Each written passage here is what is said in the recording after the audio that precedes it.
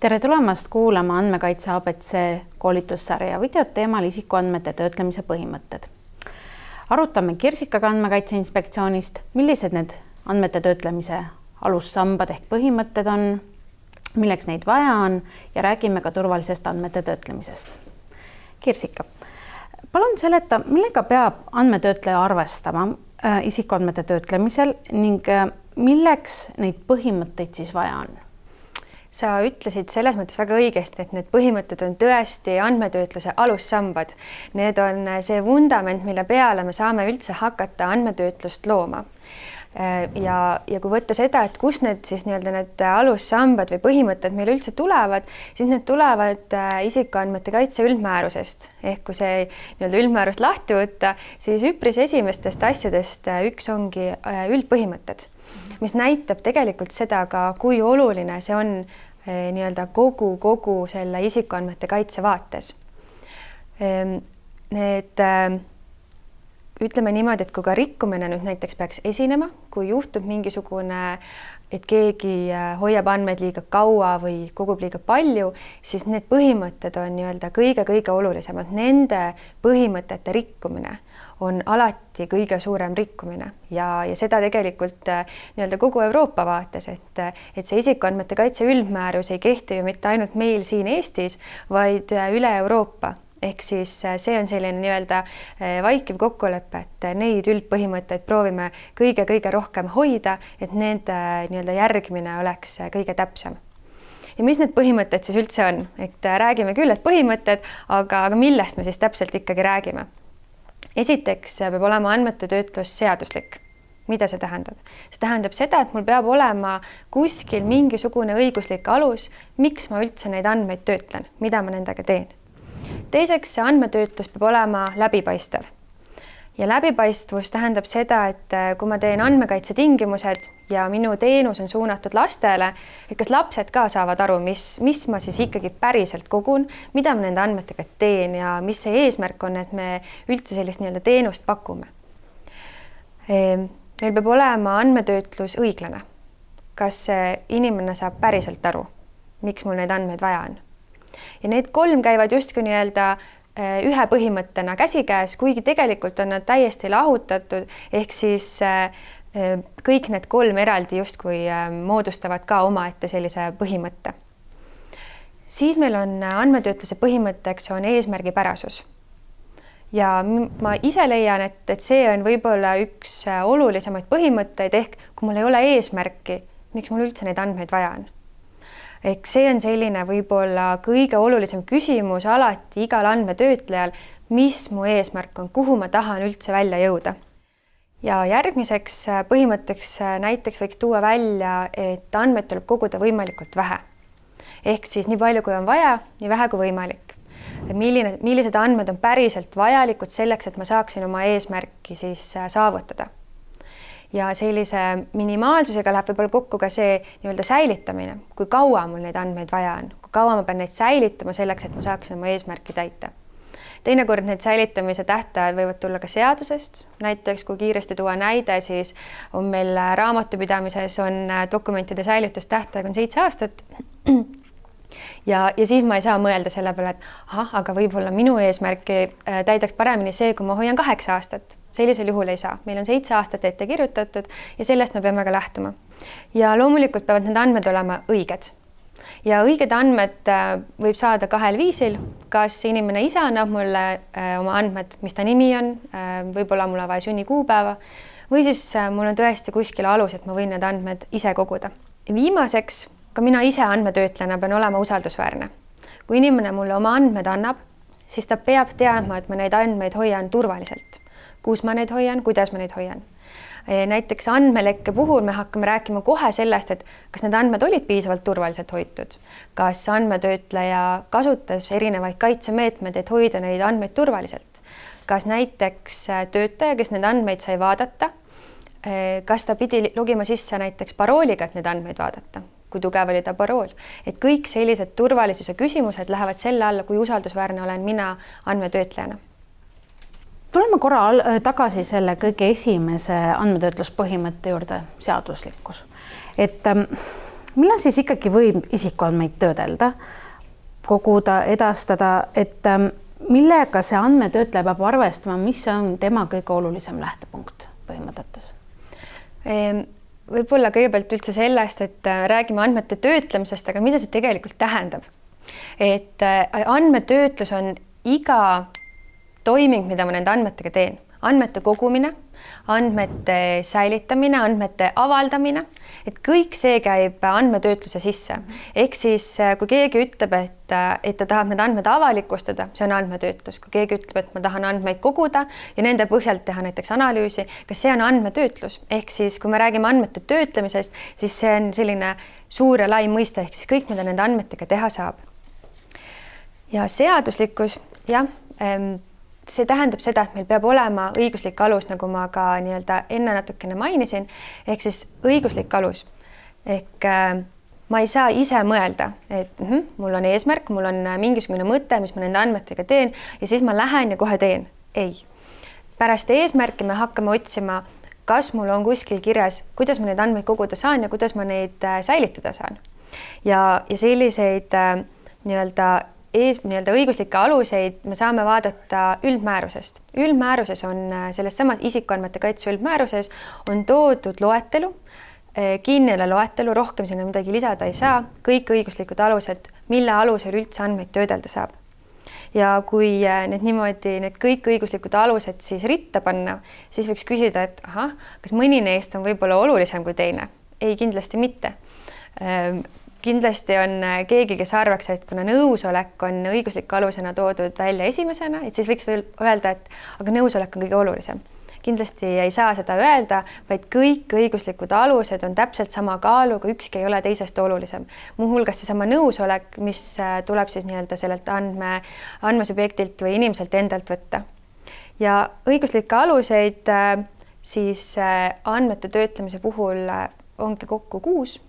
Kui niimoodi laias pildis öelda, nõusolek oleks esimeseks, meil on lepingu täitmise alusel võib andmeid töödelda, juriidilise kohustuse täitmiseks, kui see tuleb seadusest, näiteks et raamatupidamise dokumente hoiame 7 aastat, eluliste huvide kaitseks loomulikult võib andmeid töödelda, avaliku võimu teostamiseks ja juhul, kui on olemas õigustatud huvi. Tuleme korra tagasi selle eesmärgi juurde, mis sa varem mainisid, et kui ma nüüd olen andmetöötleja, kas mul on õigus ka töödelda andmeid mitmel erineval eesmärgil?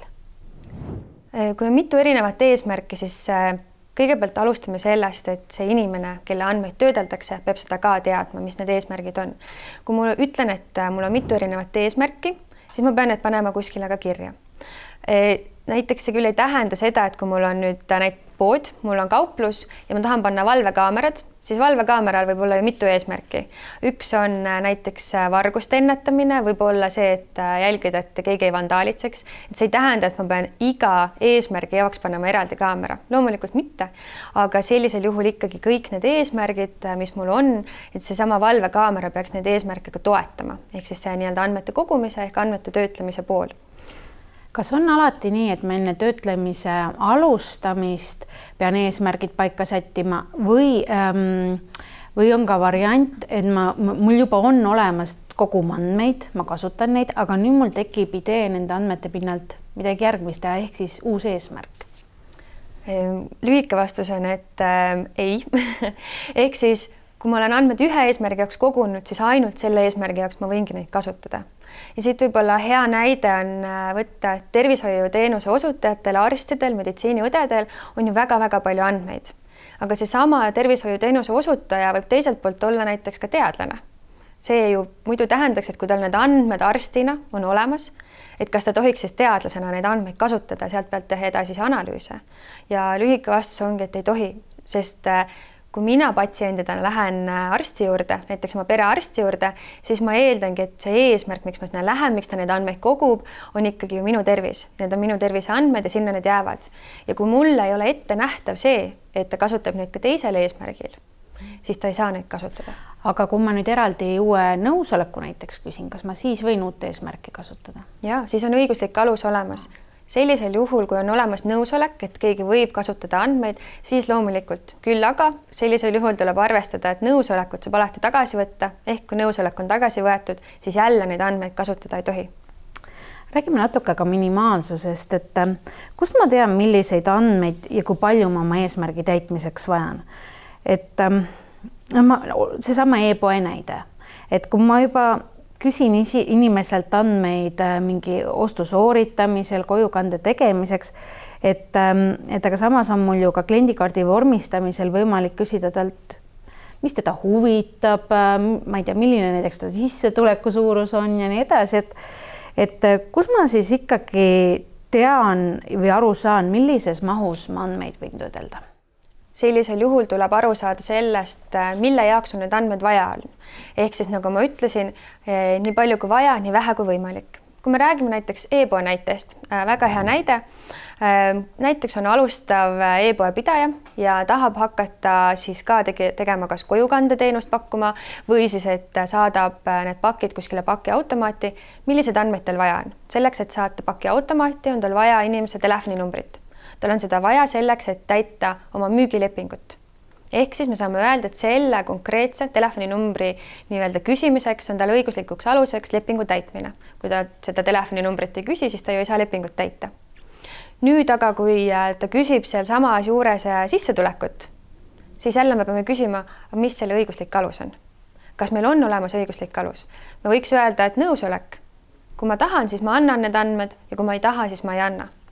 Ehk siis tulebki täpselt piiritada see, et igal nii-öelda andmel, mis sa saad, on oma õiguslik alus, võib täiesti olla, eriti kui me räägimegi e-poe näitest, kus võib olla neid õiguslikke aluseid rohkem, sest et kui me räägimegi või kui me võtame näiteks, et siit tulevad ju raamatupidamisdokumendid, siis nende puhul, kui ma nüüd näiteks tahan säilitada, siis neid ma ju säilitan 7 aastat. Ehk siis ma läksin küll niimoodi sujuvalt üle järgmisele siis põhimõttele, aga see tegelikult ju haakub ka selle minimaalsusega. Ma kogun nii vähe, kui mul on päriselt vaja, et ma oma eesmärki täidaksin ja teiselt poolt, eks ju, et ma pean ka säilitama täpselt nii vähe, et ma oma eesmärki saaksin täita, et need käivad pisut käsikäes.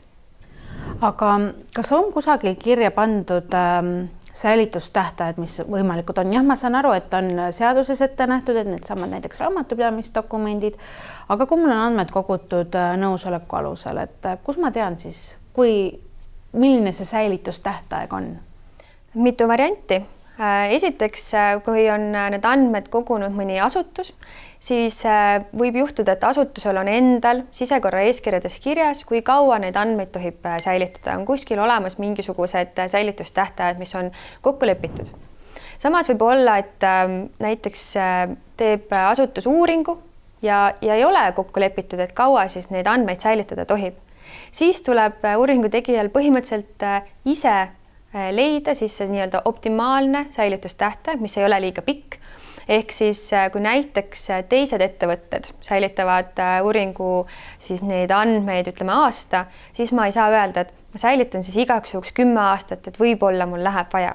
Et kindlasti sellist asja ka teha ei saa, et säilitamisel peab olema ikkagi väga konkreetne mõte, miks neid tuleb säilitada kauem kui vaja. Et jah, tõesti, osad tulevad seadusest ja nende puhul on väga lihtne, vaatadki, eks ju, täpselt sama raamatupidamisdokumentide näide, vaatad seadusest 7 aastat, küsimust ei ole. Aga väga-väga paljudel juhtudel meil ei ole kuskil kirjas, kui kaua ma siis päriselt tohin neid andmeid säilitada. Ja siis tuleb vaadatagi oma eesmärki, õiguslikku alust, sest kui me räägime nõusolekust, kui ma olen andmed saanud nõusoleku aluselt, siis ma loomulikult ei saa ju hakata ka ütlema, et ma küll võtsin nõusoleku alusel, ma nüüd hoian 7 aastat, mis siis, et sa võid oma nõusoleku tagasi võtta. Et ka sellisel juhul see nii-öelda andmete säilitamine on täpselt nii kaua, kuni mul see nõusolek on. Sa ennem korra mainisid ka andmete täpsust. Ja mulle endale tundub, et andmetöötleja seisukohast on tegelikult ju väga keeruline tagada, et see andmete hulk, mis on, et see oleks aja ja asjakohane. Kas sul on võib-olla mõni lihtne nipp anda, et kuidas tagada, et su andmed oleksid alati täpsed? Jah, eks see ole andmetöötleja nii-öelda kohustus jälgida, et andmed täpsed oleksid ja tõsi ta on, seda ongi väga raske tagada, sest ühelt poolt sõltub see sellest, mis andmed sulle on andnud see inimene ise. Ja teiselt poolt võid sa muidugi ka ise neid andmeid koguda, mis muidugi ei tähenda seda, et kui mul on nüüd jälle võtame selle e-poe näite, mul on e-poe klient ja kui ma kahtlen, et kas see võiks ta perekonnanimi olla, äkki ta on vahepeal oma perekonnanime muutnud, siis see ei tähenda seda, et ma lähen ise otsima, et mis ta nimi nüüd on, vaid mul peab olema viis, kuidas see inimene saaks kas ise muuta oma perekonnanime, võib-olla ta muutnud oma telefoninumbrit, ta peab ise saama mulle öelda, mis ta telefoninumber on. Ja üheks võib-olla viisiks, kuidas seda teha saab, on näiteks selline kord aastas, näiteks kui me räägime pangast, et kord aastas sisse logides pank ütleb või palub mul vaadata minu kontaktandmed üle ja palub kinnitada, et jaa, need on minu õiged kontaktandmed. Näiteks sellisel viisil ma saan olla veendunud, et need on piisavalt asjakohased ja ajakohased ja ma ei peagi rohkem nii-öelda vaeva nägema, et mõelda, et ta ei ole mulle 5 aastat öelnud, et kas see tema telefoninumber on, et kas see nüüd päriselt ikka kehtib. Viimasel ajal on hästi palju räägitud andmeturbe, küberturbe, küberhügieeni vajalikkusest. Et andmetöötleja seisukohast, et kuidas ikkagi tagada, et minu asutuses või ettevõttes oleksid andmed turvaliselt hoitud, et millised nõuanded sul siin anda on? Väga lihtne on öelda, et andmed peavad olema turvaliselt hoitud, aga mis see tähendab? Tegelikult see on selline väga-väga suurte etappide ja väga erinevate inimeste koostöö, et need andmed päriselt turvalised oleksid ja see algab loomulikult igast inimesest endast. Esiteks sellest, kuidas ta näiteks hoiab oma dokumente. Kas need dokumendid jäävad pärast tööpäeva lõppu laua peale laiali või need korjatakse kokku. Teiseks, kuidas see inimene logib oma arvutisse sisse. Kas ta parool on piisavalt keeruline või on ta kirjutanud väga lihtsa parooli, näiteks omaenda nime. Et sellisel juhul jällegi need andmed ei ole ju turvaliselt hoitud, mis tema arvutis on. Nüüd, kui siit minna edasi, et mida see inimene saab arvutist sees teha, ehk siis mida ta ise võib-olla ei saagi nii väga kontrollida, on see, et kuidas ta pääseb ligi oma võrgukettele ja kes üldse sinna võrgukettele ligi pääsevad, mis asutusel näiteks on. Teiseks, kui rääkida näiteks riigiasutustest, kes peavad tegema tööd andmebaasidega, siis kuidas on andmebaasides sisse logimine? Kas see on ainult parooliga? Kas mul on vaja ID-kaarti? Mõnel juhul näiteks on tehtud variandiks, et ma pean QR-koodi siis nii-öelda oma kaameraga vaatama ja sellisel juhul ta siis identifitseerib, et jaa, see on tõesti see inimene, kes siia siis saada tahab.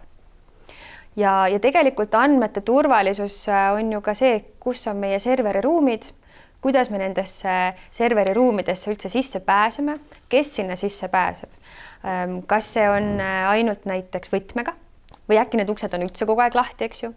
Või on mul vaja selle jaoks ka veel eraldi PIN-koodi, võib-olla mul vaja näpujälge. Ehk siis kõik see nii-öelda suurelt nii-öelda pildina kokku annabki meile andmete turvalisuse, aga samas neid üksikuid osasid on seal jällegi hästi palju, kes peavad päriselt tagama selle, et need andmed oleksid turvaliselt hoitud. Ja aitäh, mulle tundub, et see andmete turvalisus vajab täiesti eraldi koolitussarja, aga seoses sellega mul tegelikult meenub, et turvakaamerate, videokaamerate kasutamine on meil hästi igapäevane, me oleme harjunud neid igal pool nägema ja mulle tundub, et on paslik tekitada üks väike arutelu sel teemal. Räägime videovalvest, turvakaamerate kasutamisest, et kui ma olen nüüd eraisik ja tahan omal kodumaja külge panna kaamerat, millest ma kõigepealt alustama pean? No tahta võib igasugu asju, kõigepealt sa pead välja mõtlema, et miks sul seda vaja on. See ei saa olla lihtsalt selline hüpoteetilise olukorra kaitseks, et maailm on nii kriminaalne. Ma pean ennast kaitsma. Aga kui sa tõesti tahad oma valdust kaitsta, oma territooriumi, siis see tähendabki, et sa ainult elad sa siis eramajas, oma hoovi filmid või oma korterit filmid, siis sinna andmekaitsereeglid ei kohaldu, sa ei pea teavitama, ei pea muretsema. Aga nii, kui tahad oma kodust väljapoole, kortermajas koridori või eramajas tänavale, siis juba on nõuded karmimad. Räägi palun. Ja siis peaks õigustatud huvianalüüsi läbi viima, et samamoodi nagu asutused teevad seda siis ka eraisikud ja õigustatud huvianalüüsi käigust peaks siis selguma vastus, kas ma üldse võin need kaamerad paigaldada ja mis on need täpsemad tingimused, ehk siis näiteks kuhu, kui kaua ma salvestan, kellel on ligipääs ja nii edasi, et sellest samast analüüsist peaks tegelikult tulema kõik need vastused. Nii et põhimõtteliselt, kui ma eraisikuna piir jookseb sealt, kui ma tahan isiklikuks otstarbeks, siis andmekaitsereeglid ei kohaldu, aga nii, kui ta on väljaspool isiklikku otstarvelt, jälgin ka avalikku ruumi näiteks, siis mul on täpselt samad reeglid, mis on asutusel või ettevõttel. Jah, täpselt samad reeglid. Okay. Ja siin, et isegi kui ma leian, et mul on näiteks vaja neid kaameraid, siis nii nagu ka ma rõhutasin oma videos, siis tegelikult tuleb ka kaaluda ikkagi neid huvisid, tuleb vaadata, et kas need huvid on tasakaalus. See, et ühelt poolt minul on huvi näiteks kaitsta oma vara, näiteks, aga teiselt poolt on ju nende isikute huvid, kelle pärast me üldse tegelikult seda teeme, eks ju, et miks meil seda isikuandmete kaitset üldse vaja on, et tuleb neid huvisid ka omavahel niimoodi tasakaalustada ja vaadata, et kumb siis niimoodi peale jääb. Aga kui ma nüüd olengi selle kaalumise ära teinud, ma leian, et mul on see huvi, mis edasi saab, kuidas ma pean teavitama, kas ma pean mingid andmekaitse tingimused tegema, ma ei saa ju panna seda andmekaitse tingimuste pikka lehte kuskile keset tänavat ju. Kuidas see välja näeb? Õnneks jah, tõesti ei pea panema seda sinna niimoodi pika lehena, aga tuleks teha silt. Tuleks teha silt, et esiteks teavitada üldse inimesi, et meil on siin videovalve. Sellepärast, et nad ei pea käima pea kukles ja vaatama, millisel majal nüüd on kaamera küljes ja millisel ei ole. Tuleb teha silt, kus on peal kirjas, et siin on videovalve ja sinna samma saabki panna näiteks, et kui tahad tutvuda andmekaitse tingimustega, siis kas sa paned näiteks mingisuguse lingi sinna, mingi veebilehe või paned näiteks meiliaadressi, kui me räägime näiteks korteriühistust, siis seal võib olla näiteks ka meiliaadress, et sellele meiliaadressile kirjutades sa saad need andmekaitse tingimused kätte. Ehk siis teine küsimus, loomulikult need andmekaitse tingimused peavad olema. Alati, kui on tegemist andmete töötlemisega, siis peavad olema andmekaitse tingimused. Aga mitte ainult sellest ei piisa. Sa pead ka arvestama, et nüüd sa oled andmetöötleja ja sinu suhtes võib inimene rakendada kõiki oma üldmäärusest tulenevaid õigusi. Kõige hullem ta võib küsida koopiat oma isikuandmetest ja sa peadki andma. Ehk et kõige sellega tuleb arvestada. Kui inimene küsib selgitusi, miks sa filmid, peadki andma. Kui inimene ütleb, et kustuta ära, pead siis selgitama, kas siis ei kustuta ära või kustutad ära. Kõike seda tuleb arvestada, et siin ei ole mingit erisust, et kui ma olen eraisik ja filmin, et siis ma ei peaks vastama inimeste küsimustele nende andmetega seoses. Aga kellele ma üldse võin kaameras siis salvestisi väljastada? Politseile. No see, kes küsib, peab alati tõendama, et tal on mingi seaduslik alus, mille alusel ta seda välja küsib, et täpselt nii lihtne ongi, et aga kui sa oled oma kaamera paigaldanud oma vara kaitseks, siis sa ei saa sellest eesmärgist laiemaks minna ja mõtled, et sinna jäi üks väga naljakas juhtum, kuidas naabrimees kukkus selili, panen Instagrami või kus iganes, et sa ikkagi rangelt saad seda kasutada selle eesmärgi puhul, et ennast ja oma vara kaitsta. Ehk et kui sul on juhtunud siis mingisugune intsident, siis saad ise vaadata, kes, kus, millal ja kui politsei saab asjasse segatud olema, aga nemad saavad seda siis küsida. Ja kui küsib näiteks välja keegi teine inimene küsibki, et ma tean, et ma olin sinu kaamera pildi peal, kas sa saad mulle saata, kui seal näiteks olid veel teised inimesed peal, siis nende andmeid jällegi ei tohi talle siis edastada, nendest andmetest ei tohiks talle koopiat anda, ehk siis tuleks ka need ära hägustada näiteks. Me varem rääkisime ka andmete säilitamisest ja võimalikest tähtaegadest, et kuidas ma nüüd kaamera puhul peaksin hindama, mis see mõistlik aeg on?